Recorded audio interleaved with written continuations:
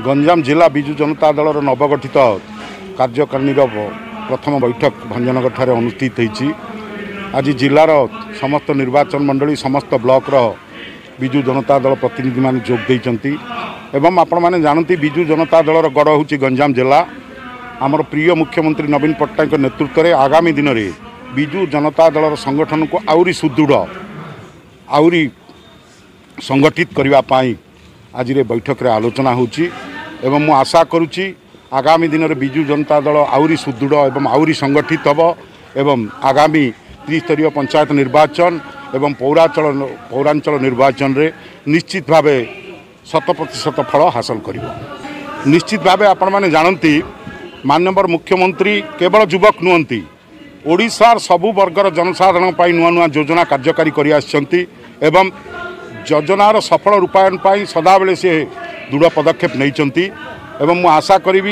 आगामी दिन में सरकार जो विभिन्न उन्नयन योजना जनहितकर योजना एवं विभिन्न योजना को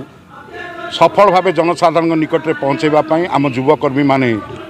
निश्चित भाव संगठित भाव कार्यक्रम हाथ को नेबे ए विश्वास मोर रही। आज जो आमर गंजाम जिलार कार्यकारिणी परिवर्तित कार्यकारिणी बैठक आयोजन होती आमर माननीय मुख्यमंत्री जो लोकामुखी कार्यक्रम रही लोक मान घरे घरे पहुँचाइवाई ताकू आज आम आगामी पंचायत स्तर में होगा इलेक्शन रे आम ताकू प्रस्ताव दे लोक विजु जनता दल जो कार्य रही लोक मान पाखे पहुँचाइबू एवं आज जो कार्यक्रम रही यह हूँ आमर मूल लक्ष्य। ए आमर माननीय जी मंत्री आमर प्रफुल्ल कुमार मल्लिक महोदय एवं परिवेश जंगल परिवेश मंत्री विक्रम केशरी आरुख महोदय यह कार्यक्रम को हाथ नहीं से आमर गंजाम जिलार समस्त विधायक विधायकगण सांसद समस्त उपस्थित रही आमर गंजाम जिलार समस्त युवा छात्र महिला एवं सबु क्षेत्र आमर सभापति मैंने ये उपस्थित रही निश्चित भाव आगामी दिन में आम पंचायत स्तर इलेक्शन होगा प्रत्येक क्षेत्र में आम बहुमत जितबू यह आम प्रत्येक ग्रामांचल तृणमूल स्तर